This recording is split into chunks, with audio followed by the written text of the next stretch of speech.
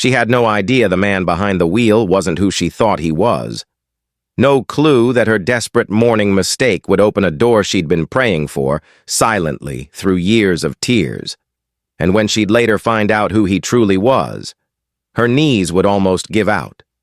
But before we reveal what really happened that rainy morning, make sure you like this video and subscribe to our channel Hopeful Stories, because we share powerful true-life tales that prove miracles can still find us, even when we least expect them. The rain had been falling since dawn, turning the narrow streets of Portland into ribbons of gray.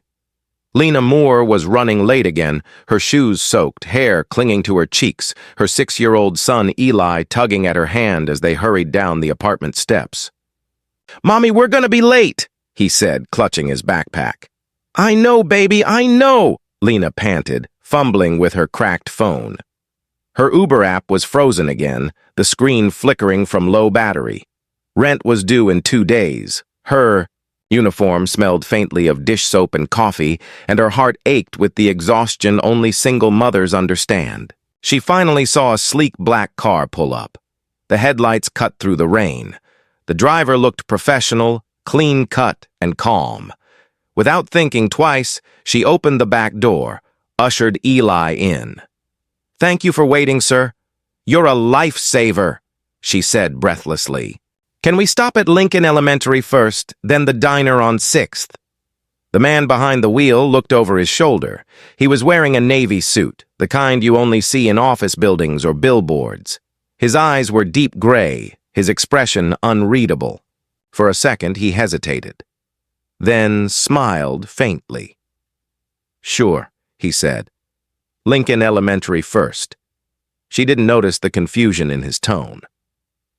As the car started moving, Lena finally let herself exhale. Her reflection in the fogged-up window told her everything: tired eyes, frizzy hair, and a uniform that had seen better days. But despite the exhaustion, there was still warmth in her smile when she looked back at her son. "You did such a good job on your science project, baby. I'm proud of you," she said softly. Eli grinned. "Thanks, Mommy. I hope I get a gold star today." The driver's gaze flicked to the rearview mirror, studying them quietly. There was something in the boy's voice. Pure, unfiltered hope. After a few minutes of silence, the driver finally spoke. "You must be doing a lot on your own." Lena blinked, startled. "Oh, yeah, just me and him. His dad's not in the picture anymore." "I see," the man replied. His tone wasn't pitying, just gentle. "That can't be easy." She laughed weakly. "No, it's not. But what choice do I have? I've got bills, shifts, and a little boy who thinks superheroes are real. Someone's got to keep the lights on." He smiled softly. "Superheroes are real. They just don't wear capes." His words made her pause. For a second, she almost forgot he was supposed to be her Uber driver. When they reached the school, Eli leaned over to kiss her cheek. "Love you, Mommy." "Love you too, sweet boy." He ran off through the rain, and she waved until he disappeared inside. Then she turned to the man in front. "Thank you again for waiting. Seriously, I appreciate it." He nodded. "No problem. Where to next?" "The diner on 6th and Pine, please." As they drove, she noticed how quiet he was. No music, no small talk, just silence. His hands were steady on the wheel, his watch gleaming gold against his wrist. Something about him felt different. When they arrived, she reached for her phone to pay, but froze. The app still showed "searching for driver." "Oh no," she whispered. "Did the trip not start?" The man tilted his head.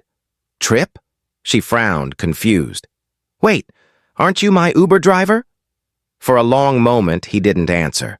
Then with a faint smile, he said, "No, I'm not." Her jaw dropped. "Oh my God, I'm so sorry.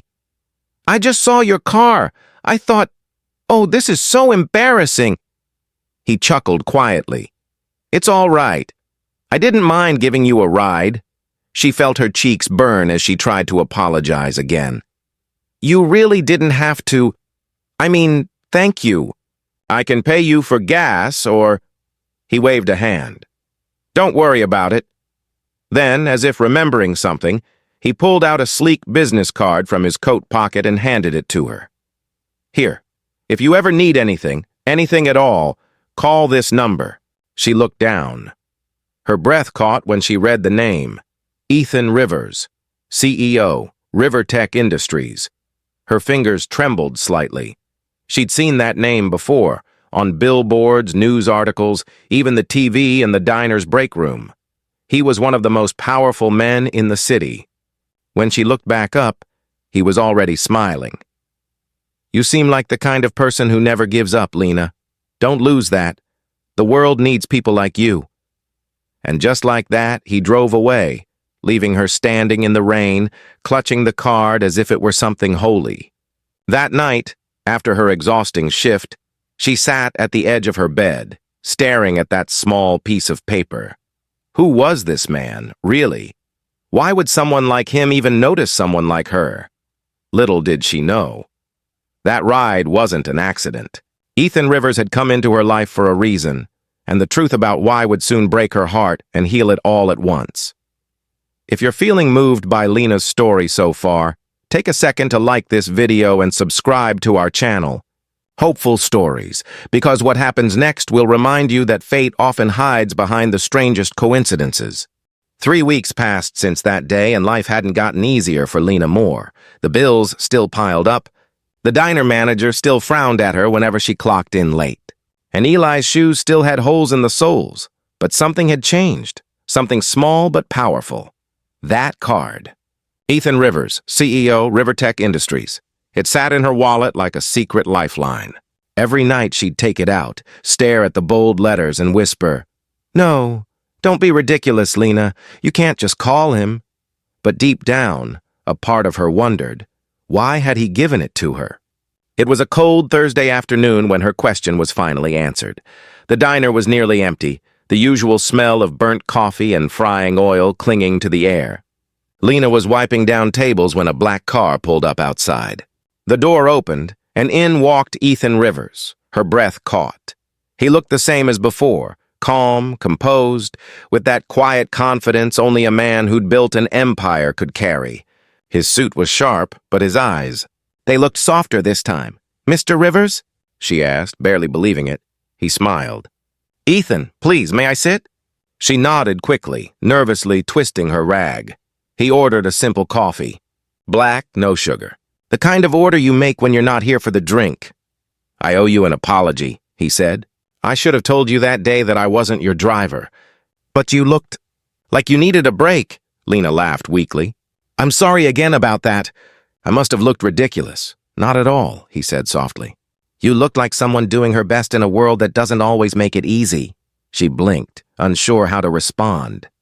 He reached into his briefcase and placed an envelope on the table. "I didn't come here for business," he said. "I came to ask you something important." Lena frowned. "Ask me?" He nodded. "I'm funding a new initiative, a local program to help single parents find stable work, training, and childcare. It's personal to me. My mother raised me alone. I know how hard it is." Her eyes widened slightly. "I've met hundreds of applicants," he continued. "But I keep thinking about you, Lena. The way you spoke to your son. The way you talked about life. You have something most people forget to have. Hope." Tears welled up before she could stop them. "Are you saying you want me to?" "I want you to be part of it," he said gently. "We'll start small. Paid training, benefits, school coverage for Eli. You'd help me manage outreach to other struggling parents. You know what it feels like. You'd give them something real." For a moment, Lena couldn't speak. The diner around her blurred. All she could hear was the sound of her heartbeat and Ethan's calm voice. "Why me?" she whispered finally. "You could have picked anyone. Someone smarter. Someone better," he smiled. "Because when I met you, you didn't know who I was, and yet you still smiled. You were kind, grateful, humble. That's the kind of strength this world needs." Tears spilled over, her voice trembling. "I don't even know what to say." "Say yes." he replied softly, and she did. That night, for the first time in years, Lena cried not from exhaustion, but from relief. She looked at Eli sleeping beside her, his little face peaceful, and whispered, "Mommy's going to make things better now." A few months passed. Lena had traded her diner uniform for office clothes. The old apartment was replaced by a small but warm home with clean walls and working heat. She'd become the heart of the new program, Second Start Foundation. She'd sit with struggling mothers, listen to their stories, help them fill out job forms, and remind them that they were not alone. And every so often, she'd look across the office window and see Ethan watching quietly, a faint smile on his face. One afternoon, as they walked out of the office together, Lena turned to him and said, "You know, I still can't believe all this happened because I got into the wrong car." He chuckled softly. "Sometimes the wrong turn is the right one," she smiled. "You've changed my life, Ethan. I don't know how to thank you." He looked at her, his tone suddenly serious. "Then promise me something.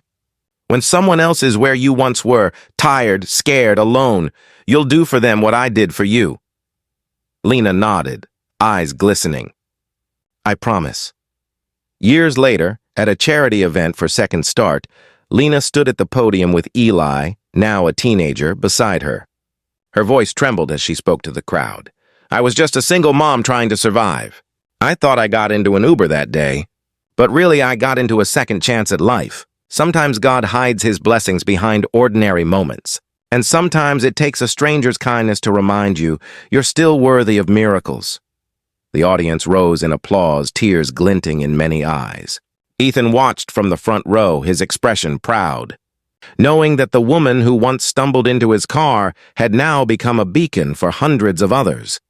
Lena stepped down, and as she passed him, she whispered, "Thank you for stopping that day." He smiled. "No, Lena, thank you for getting in. Sometimes the greatest blessings come disguised as accidents. One wrong ride became a right turn for a lifetime. If this story touched your heart, take a moment to like this video and subscribe to our channel, Hopeful Stories, where every story reminds us that even the smallest moments can carry the biggest miracles. Because here at Hopeful Stories, we believe every broken path can still lead home.